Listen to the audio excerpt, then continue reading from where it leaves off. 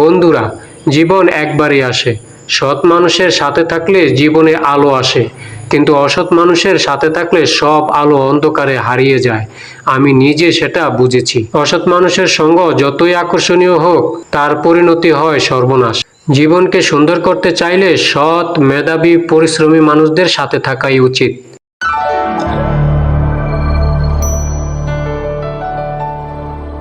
গ্রামের মেধাবী ছেলে খালিদ অষ্টম শ্রেণীতে পড়ছে। পড়াশোনায় খুব ভালো, আর তার স্বভাবও ছিল ভদ্র, বিনয়ী। তার বাবা একজন গরিব কৃষক, মা একজন গৃহিণী। খালিদের স্বপ্ন ছিল বড় হয়ে শিক্ষক হবে, গ্রামের ছেলে মেয়েদের পড়াবে। কিন্তু সময় সব সময় স্বপ্নের মতো সহজে চলে না। একদিন শহর থেকে এক পরিবার এই গ্রামে এসে বসবাস শুরু করে। সেই পরিবারের ছেলে আকাশ খালিদের স্কুলেই ভর্তি হয়। প্রথম দিনই স্কুলে সে চেয়ারে বসে এক পা টেবিলের উপর তুলে বলল, এই স্কুল তো বড্ড পুরনো ধাঁচের, এখানে তো ঠিকমতো পড়াশোনাই হয় না। ছেলেটার মধ্যে অদ্ভুত এক অহমিকা। তার গায়ের পোশাক দামি, হাতে স্মার্টফোন, আর কথাবার্তা যেন শহরের গ্যাংস্টারদের মতো। প্রথম দিকে খালেদ তার থেকে দূরত্ব রেখেই চলতো, কিন্তু ধীরে ধীরে আকাশ খালিদের আশেপাশে ঘুরতে থাকে। তাকে বলে, তুই তো ভালো ছেলে, তুই আর আমি মিলে স্কুলে রাজত্ব করতে পারি, সবাই আমাদের ভয় পাবে। খালেদ একটু হেসে বলল, আমার এসব ভালো লাগে না রে ভাই, আমি শুধু পড়াশোনা করতে চাই। কিন্তু আকাশ হার মানল না। সে প্রতিদিন নানা রকম গল্প বলে খালেদকে দোকানে নিয়ে যায়, আর বলে, দেখো টাকা কেমন সহজে বের করলাম। আকাশ দোকান থেকে ছোটখাটো জিনিস কিনে পয়সা না দিয়েই বেরিয়ে আসে। দোকানদার কিছু বললেই সে ভয় দেখায়, আমার মামা পুলিশের চাকরি করে, যদি কিছু বলিস তো দোকান উঠিয়ে দেব। খালেদ প্রথমে এসব দেখে অবাক হলেও আস্তে আস্তে তাতে অভ্যস্ত হয়ে পড়ে।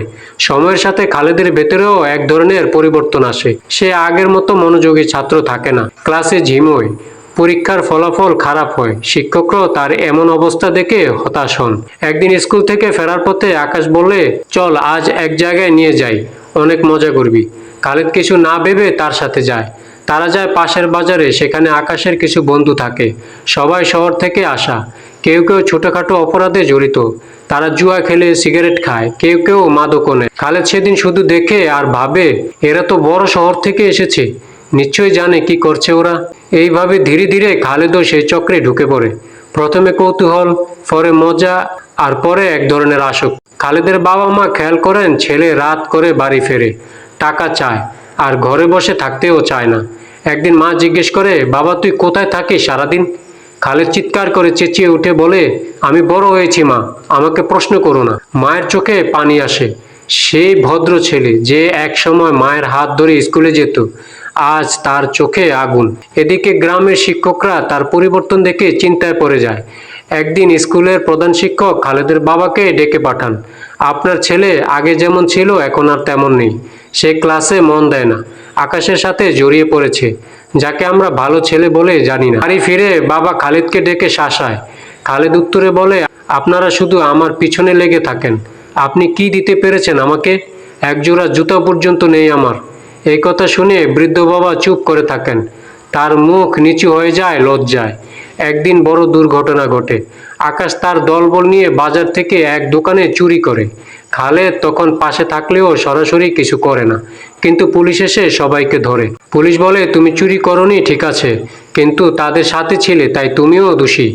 গ্রামের সবাই শুনে হতবাক, খালেদের মতো মেধাবী ছেলেও চুরির মামলায় ধরা পড়েছে। বাবা মা কান্নায় ভেঙে পড়েন। 1 মাস জেল খেটে ছাড়া পায় খালিদ, কিন্তু সে সময়ের ধাক্কা তার জীবনে অনেক কিছু বদলে দেয়। স্কুল তাকে সাসপেন্ড করে, গ্রামের লোকজন তাকে এড়িয়ে চলে। একদিন সে একা একা বসে ভাবছিল। এমন সময় হঠাৎ স্কুলের এক শিক্ষক এসে পাশে বসেন। তুমি ভুল করেছ, কিন্তু এখনো সময় আছে ফিরে আসার। অসৎ মানুষের সাথে থেকে জীবন নষ্ট করো না। তুমি জানো তুমি কি হতে পারতে? খালিদ চুপচাপ চোখের পানি ফেলতে লাগলো। সে নিজেই নিজেকে বলে, আমি ভুল করেছি, কিন্তু আমি ফিরতে চাই। তারপর সে ঠিক করে সব ছেড়ে আবার নতুনভাবে জীবন শুরু করবে। আবার বই খুলে বসে, আবার মা বাবার সামনে মাথা নিচু করে ক্ষমা চায়। গ্রামের শিক্ষকরা তাকে সাহায্য করে, আবার নতুন স্কুলে ভর্তি করায়। আর আকাশ, সে সেই মামলায় বড় শাস্তি পায়, শহরে চলে যায়, আর কখনো গ্রামে ফিরে আসে না। খালিদ ধীরে ধীরে আবার উঠে দাঁড়ায়। কঠিন সময় পার করে সে কলেজে ভর্তি হয়, ভালো রেজাল্ট করে, শেষে গ্রামের স্কুলে শিক্ষক হিসেবে ফিরে আসে। একদিন ক্লাসে সে একদল ছাত্রকে বলে, বন্ধুরা, জীবন একবারই আসে। সৎ মানুষের সাথে থাকলে জীবনে আলো আসে, কিন্তু অসৎ মানুষের সাথে থাকলে সব আলো অন্ধকারে হারিয়ে যায়। আমি নিজে সেটা বুঝেছি। অসৎ মানুষের সঙ্গ যতই আকর্ষণীয় হোক, তার পরিণতি হয় সর্বনাশ। জীবনকে সুন্দর করতে চাইলে সৎ, মেধাবী, পরিশ্রমী মানুষদের সাথে থাকাই উচিত।